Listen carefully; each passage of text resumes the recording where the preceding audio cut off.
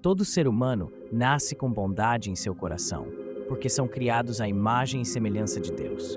No entanto, devido ao pecado, nos afastamos do Senhor e nos tornamos vulneráveis aos ataques do inimigo, que se aproveita de nossas fraquezas para causar destruição. Mas como uma pessoa pode ser usada por Satanás para atrapalhar a obra de Deus em sua vida? Em primeiro lugar, com a permissão de Deus, pois os demônios não fazem nada sem a permissão do Senhor. Em segundo lugar, pessoas que tramam o mal, abrigam maldade em seus corações, são usadas pelo inimigo para trazer divisão, conflitos, mentiras, discussões, fofocas. E em tudo isso, Satanás permanece disfarçado para que não percebamos que ele está por trás disso. Portanto, precisamos pedir a Deus discernimento e proteção espiritual, para que quando pessoas influenciadas por demônios se aproximarem de nós, estamos protegidos e fortalecidos contra todo o ataque do mal. Outra coisa muito importante que você precisa saber é que seu irmão não é seu inimigo. Veja o que a Bíblia diz: pois a nossa luta não é contra carne e sangue, mas contra os governantes, contra as autoridades, contra os poderes deste mundo de trevas e contra as forças espirituais do mal nas regiões celestiais. Isso significa que quando alguém tenta prejudicar ou desvantajar você de alguma forma, o diabo está agindo por meio da vida deles. Portanto, a partir de hoje, tenha uma perspectiva espiritual e não se concentre na pessoa, mas sim no que está por trás delas. No livro de Gênesis, vemos o primeiro caso de fratricídio cometido entre Caim e Abel. A Bíblia nos diz que Satanás plantou inveja no coração de Caim, levando-o a matar seu irmão. Portanto, entenda que as pessoas não são seus inimigos, mas o inimigo pode usá-las. Você precisa estar alerta e vigilante para que o ressentimento e a raiva não dominem o seu coração. A Bíblia diz algo muito importante sobre a guerra espiritual. Veja o que está escrito: esteja alerta e de alma. Se você tiver uma mente sóbria, o seu inimigo, o diabo, ronda como um leão que ruge procurando alguém para devorar.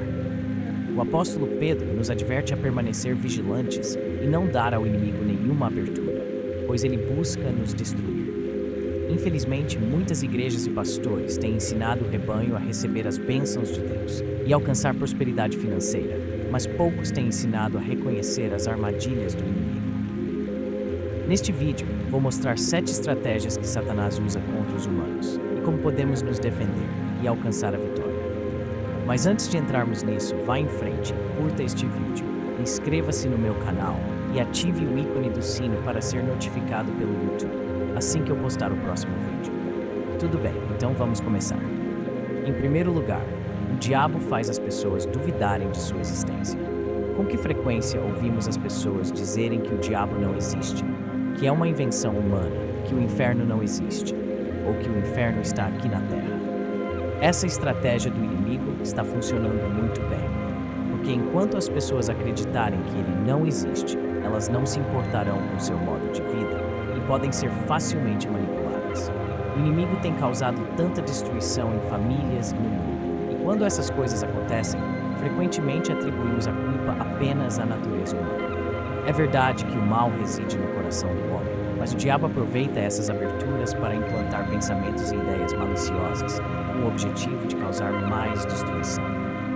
Em segundo lugar, o diabo rouba a palavra de Deus dos corações. Jesus contou a parábola do semeador, que saiu a semear. Enquanto espalhava a semente, parte dela caiu pelo caminho. Foi pisada, e as aves vieram e a devoraram. Ao interpretar essa parábola, Jesus explicou que essas aves simbolizam o diabo, que vem e arrebata a palavra do coração, para que a pessoa não creia e seja salva. Mas o que exatamente é essa palavra? É a mensagem do Evangelho, que revela o quão pecadores somos e enfatiza a necessidade urgente de arrependimento. Jesus disse que quando essa semente é pisoteada, ignorada pelas pessoas, o diabo vem e a leva embora, porque ele sabe que ela tem o poder de transformar o coração humano. Em terceiro lugar, o diabo semeia joio entre o trigo. Em outra parábola, Jesus fala de como, enquanto os servos de Deus dormiam no campo, o inimigo veio e semeou joio entre o trigo. Em outras palavras, os filhos do maligno se infiltraram entre o povo de Deus. Isso ilustra que, frequentemente, o diabo trabalha de dentro para fora. Ele usa pessoas que aparentam ser crentes, usando palavras da Bíblia, mas que na verdade são filhos do maligno. Eles estão nas igrejas, ocupam cargos de liderança, mas pertencem ao reino das trevas e estão lá apenas para causar contendas e divisões. Observe nesta parábola que o inimigo semeou o joio exatamente quando os filhos de Deus estavam dormindo. Em outras palavras, enquanto a igreja está espiritualmente inativa, o diabo está agindo. Em quarto lugar, o diabo oprime as pessoas com doenças. A Bíblia fala de alguns indivíduos que foram oprimidos pelo diabo com doenças. Isso inclui o caso de Jó, por exemplo. A mulher que andava curvada por 18 anos devido a um espírito de enfermidade e outros com surdez e doenças mentais. É importante notar que nem todas as doenças são causadas por demônios, mas há muitas mais. Mas há muitas pessoas que vivem oprimidas por enfermidades trazidas pela influência do inimigo. Quando entregam suas vidas a Jesus e se arrependem de seus pecados, eles estão completamente curados. Precisamos de discernimento espiritual para evitar agir como os amigos de Jó, que o julgaram e afirmaram que Deus o estava punindo. No entanto, ao lermos o livro de Jó, descobrimos que foi Satanás por trás de todo aquele sofrimento. E Deus permitiu aquela tragédia para que o inimigo fosse derrotado e Jó emergisse mais forte. Em quinto lugar, o diabo atormenta pessoas que abrigam ressentimento e rancor. Aqueles que não perdoam carecem de paz. Pessoas que se agarram à amargura e ressentimento, além de viverem atormentadas, podem se tornar instrumentos do diabo para buscar vingança ou desejar mal aos outros. No capítulo 4 de Efésios, é afirmado que quando ficamos com raiva, devemos buscar a Deus e perdoar o mais rápido possível para evitar dar uma brecha ao diabo. A Bíblia mostra que a maneira mais fácil de liberar o perdão para aqueles que nos magoaram ou prejudicaram é reconhecendo o quanto fomos perdoados por Deus, mesmo sem merecer. Em sexto lugar, o diabo cria ensinamentos falsos para enganar as pessoas. O apóstolo Paulo adverte que nos últimos dias muitos abandonarão a fé e seguirão espíritos enganadores e ensinamentos demoníacos.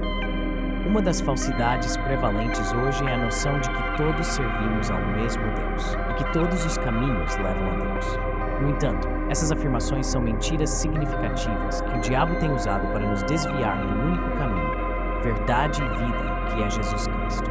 Todos os dias, Satanás cria e propaga novas religiões e filosofias que pregam paz e amor, como se fossem caminhos alternativos levando ao mesmo destino. Mas a verdade é que não existem outros caminhos. Veja o que está escrito: pois há um só Deus e um só mediador entre Deus e os homens, o homem Cristo Jesus, que se entregou como resgate por todos. Esses caminhos inventados pelo homem são, na verdade, atalhos que, quando eles alcançam o fim, levam a um grande abismo.